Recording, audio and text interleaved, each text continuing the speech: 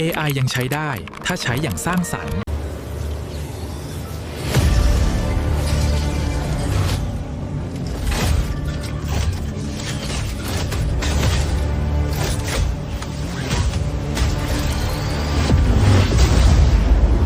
สวัสดีครับกลับมาพบกับ Legend Whisker กันอีกเช่นเคยนะครับสำหรับวันนี้ Legend Whisker มีของมาฝากนั่นก็คือวิธีการพร้อมสีแดนด้วย Storyboard นะครับซึ่งเป็นการพร้อมที่แม่นยำพอกันทีกับการจ่ายแล้วก็เจนแล้วไม่จบนะครับเสียตังฟรีร้องไห้แงๆแบบนี้มันเป็นอดีตไปแล้วเพราะเรามีวิธีการใหม่ครับเอาละครับเพื่อไม่ให้เป็นการเสียเวลาเพื่อนๆพร้อมหรือยังครับหากพร้อมแล้วก็ไปกันเลยเริ่มต้นเราก็ต้องมี Character Contact Sheet แบบนี้นะครับซึ่งมีทั้งระยะใกล้นะแบบหน้าตรงตัวเต็มแล้วก็แบบละเอียดเลยนะครับซึ่งก็จะมีทั้งหมด3แบบนะครับผมได้ใส่พร้อมนะครับไว้ใน Description แล้วนะครับเพื่อนๆสามารถไปสร้างได้เลยจากนั้นเมื่อเรามี Character Contact Sheet นะครับเราก็ไปที่ Gemini Gem ของเรานะครับซึ่งก็คือ Cinematic Shot Film Generator V4 ของเรานะครับซึ่งก็ฟรีนะครับผมก็ได้ใส่ลิงก์ไว้ใน Description แล้วอีกเช่นกันและถ้าหากเพื่อนๆอยากจะสร้างเจมผมก็ได้ใส่เอาไว้ใน Description อีกเช่นกันนะครับเอาละครับเราก็เมื่อเข้ามาแล้วเราก็ไปเลือกรูปเลยครับรูปที่เราจะเลือกนะครับก็จะเป็นรูประยะใกล้นะครับคือหน้าตรงแล้วก็มีรูปร่างนะครับซึ่งผมจะเลือกรูปผู้หญิงนะครับซึ่ง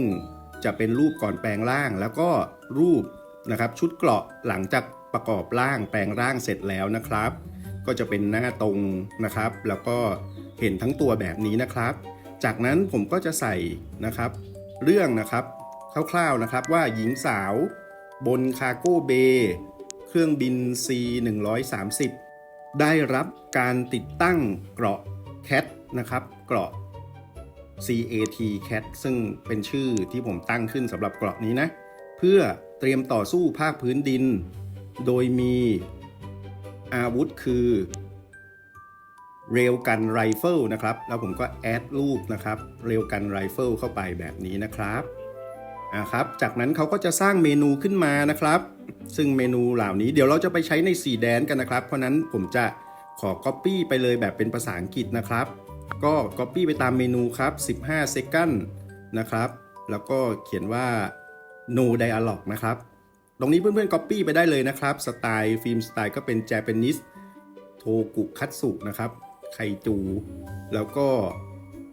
Genre นะครับก็จะเป็นเมกะนะครับแอคชั่นอันนี้เราใส่ได้หลายอย่างนะครับไซไฟมิลิเทอรี่การSupernatural Transformation นะครับ Intensity ผมก็ขอเป็น Extreme Fat God Speed เลยนะครับแล้วก็ตรงนี้ตรง Color นะครับก็จะเอาเป็น Low Saturate Gray Blue Doomsday Wasteland นะครับตรงนี้สำหรับเพื่อนๆที่แบบขี้เกียจนะครับไม่อยากจะมาเลือกแล้วบอกให้เจมเขาเลือกให้เลยก็ได้นะครับเราสามารถบอกว่าเลือกให้ฉันทั้งหมดนะครับเขาก็จะเลือกมาให้ทั้งหมดเองนะครับแต่นี้ผมก็จะเลือกให้ดูนะครับว่าเป็นอย่างไรนะครับเอาละครับเมื่อเราเลือกเสร็จทั้งหมดนะครับตอนนี้ผมระบุไปด้วยว่าโมเดลใช้สีแดงนะครับเลือกทั้งหมดเราก็กดเจนเลยครับจากนั้นเราก็จะได้พร้อมนะครับซึ่งเป็นพร้อมปกตินะครับที่เราจะใช้นะครับก็จะมี15 second เนี่ยนะครับก็จะมีช็อตประมาณ4ช็อตก็ Copy ทั้งหมดนี้ไปครับผมก็จะ Copy ทั้งหมดไปวางไว้ในโน้ตก่อนนะครับแล้วก็ลบพวกเส้นที่ไม่จำเป็นออกไปนะครับจากนั้นเราก็ไปเอาพร้อมสำหรับ Storyboard ของเรานะครับซึ่งอันนี้ผมจะเอา16 Panel นะครับคือมี16ช่องเลยนะสำหรับพร้อมช่องต่างๆเนี่ยนะครับผมจะใส่ไว้ใน Description อีกเช่นกันนะครับเพื่อนๆไปดาวน์โหลดมาเก็บไว้ได้เลยนะครับจากนั้นนะครับผมก็จะไปที่ ChatGPT ครับซึ่งเราจะไปทำการเจนรูปตรงนี้นะครับผมจะวางพร้อมลงไปนะครับแล้วจะมีคำว่า description is ตรงนี้นะครับต่อท้ายจากนั้นเราก็ไป copy พร้อมครับที่ได้มาจาก Gemini นะครับเสร็จแล้วก็เอาไปวางต่อไว้ที่คำว่า description is นะครับซึ่งตอนนี้อยู่ใน ChatGPT นะเอาละครับจากนั้นเราก็ไปกดบวกนะครับเพื่อเพิ่มรูปภาพนะครับโดยใน ChatGPT จะอัพรูปได้3รูปนะครับรูปที่เราจะใช้นะครับจะเป็นรูปหน้าตรงแล้วก็ตัวเต็มแบบนี้นะครับแล้วก็ เป็นรูปหน้าตรงตัวเต็มของชุดเกราะนะครับแล้วผมก็จะเอารายละเอียดนะครับโดยใช้รูปที่เป็นcharacter sheet ที่มีเยอะสุดเลยนะครับสำหรับชุดเกราะนะเนี่ยนะครับเพิ่มไปอีกรูปหนึ่งก็ไม่ได้แล้วนะได้แค่3รูปนะครับสำหรับ ChatGPT นะก็กดเจนเลยครับตรงนี้เพื่อนๆจะใช้ Nano Banana ก็ได้นะครับถ้า Nano Banana ก็จะแอดได้หลายรูปนะครับเอาละครับเสร็จแล้วเราได้ Storyboard 16 Panel กันแล้วนะครับทุกคนโอ้ดูสวยเหมือนกันนะครับเนี่ยจาก ChatGPT เนี่ยเอาละครับหลังจากนั้นนะครับเราไม่ปิดนะครับเราเขียนต่อนะครับว่าช่วยอธิบายพร้อมในทุกๆ Panel เอาละครับตอนนี้เราจะได้พร้อมมาทั้ง16 Panel เลยนะครับผมจะเขียนว่า extract to txt English language นะครับเพราะเราจะใช้ใน CDAN นะครับเอาละครับที่เขียนอย่างนี้ก็เพื่อให้ Copy ง่ายนั่นเองนะครับเนี่ยครับเขาจะทำมาเป็น txt พร้อมสำหรับการ Copy ทีเดียวเลยนะครับแล้วก็ Copy ไปครับจากนั้นผมก็นำพร้อมนี้ไปวางไว้ในโน้ตก่อนนะครับจากนั้นนะครับไปเอาพร้อมสำหรับ Seed Dance สำหรับ16 Panel นะครับซึ่งผมก็ได้ใส่ไว้ใน Description แล้วนะครับเพื่อนๆไปดาวน์โหลดได้เลยนะนี่นะครับ Seed Dance 2 16 Panel ก็จะปรากฏนะครับขึ้นเป็นพร้อมแบบนี้นะครับเราก็ Copy ไปเลยนะครับจากนั้นนะครับเราก็เอาไปวางไว้นะครับที่โน้ตนะครับซึ่งเมื่อกี้ที่เราวางพร้อมไว้แต่ก่อนนะครับก็คือเอาไปวางไว้ด้านบนสุดนะครับจากนั้นกลับไปที่ Gemini ครับเพื่อไปเอา Character Prompt นะจากนั้นเราก็กลับไปที่โน้ตเมื่อสักครู่นะครับแล้วก็วาง Character Prompt ไว้ข้างบนอย่างนี้เลยนะครับก็จะมี Female แล้วก็ Cat Armor แบบนี้นะครับเอาละครับเราพร้อมแล้วนะครับแล้วก็ Copy ทั้งหมดไปเลยนะครับจากนั้นก็ไปที่ CDAN ครับซึ่งผมใช้ใน Dreamina นะครับซึ่งเป็น CDAN ตัวหลักของเขานะครับแต่เพื่อนๆจะใช้ใน Third Party ก็ได้นะครับก็ใช้ได้เหมือนกันนะครับผมก็จะเลือกเป็น 16:9 นะครับแล้วก็จากนั้นผมก็วางพร้อมไปนะครับพร้อมของเรา16 Panel เนี่ยมันอาจจะยาวไปนะครับเพราะว่า Dreamina CDAN เนี่ยนะครับเขารับได้ 4,000 Character นะครับแต่เดี๋ยวเราลองดูก่อนนะก็ผมวางพร้อมไปแล้วเสร็จแล้วผมก็ใส่ภาพลงไปนะครับซึ่งเป็นภาพ Storyboard 16 Panel ของเราลงไปจากนั้นนะครับตรงคำว่า Storyboard นะครับก็กด Add แล้วก็เพิ่มรูปภาพลงไปเลยครับจากนั้นนะครับตรง Character นะครับผมก็จะเพิ่มรูปภาพนะครับผู้หญิงลงไปนะครับซึ่งก็เป็นรูปหน้าเต็มนะครับแล้วก็ Full Body นะเห็นตัวทั้งหมด1รูปแล้วก็รูปชุดเกราะแบบเดียวกันนะครับใส่ลงไปนะครับจากนั้นก็ไปกดแอดรูปภาพนะครับตรง Female ก็แอดรูปภาพของผู้หญิงนะครับส่วนตรงชุดเกราะ Cat Armor ก็แอดรูปภาพของชุดเกราะนะครับแต่เดี๋ยวเรามาดูก่อนนะครับว่า Character เนี่ยมันเกินไหมนะครับ 4,000 Character อาจจะเกินนะเกินจริงด้วยนะ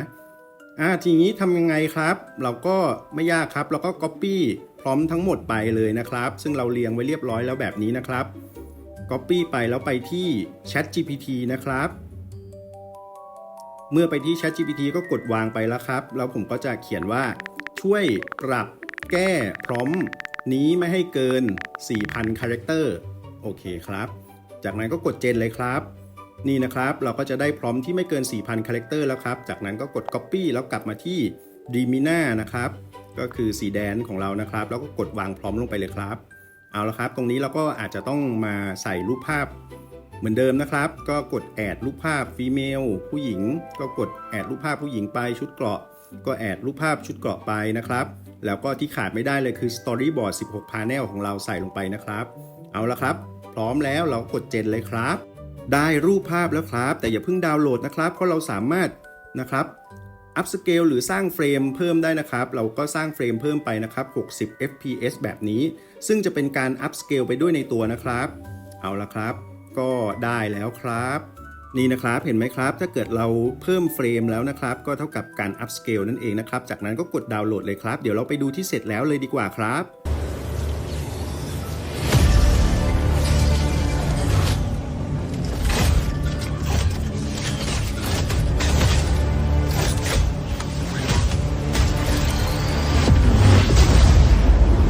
วิธีการเดียวกันนี้ผมได้ลองทดสอบใน Flow นะครับซึ่งใช้ VO 3 นะครับว่าจะสามารถทำได้ไหมนะครับก็ผมลองเป็น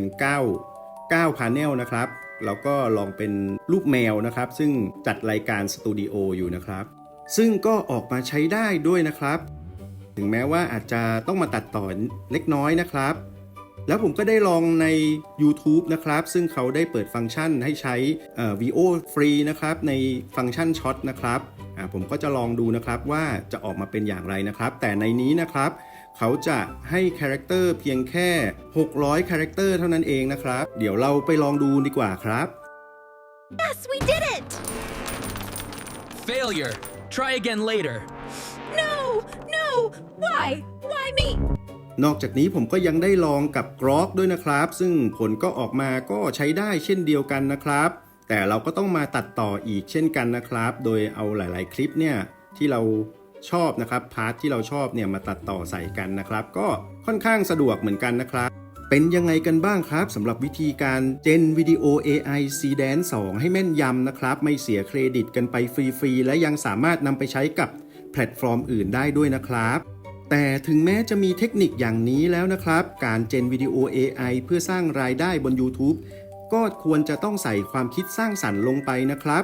และแสดงออกอย่างชัดเจนถึงคุณค่าที่มนุษย์ใส่ลงไปในคอนเทนต์นั่นเองครับและหากเพื่อนๆชอบเทคนิคดีๆแบบนี้อย่าลืมกดไลค์กด Subscribe กดแชร์ด้วยนะครับ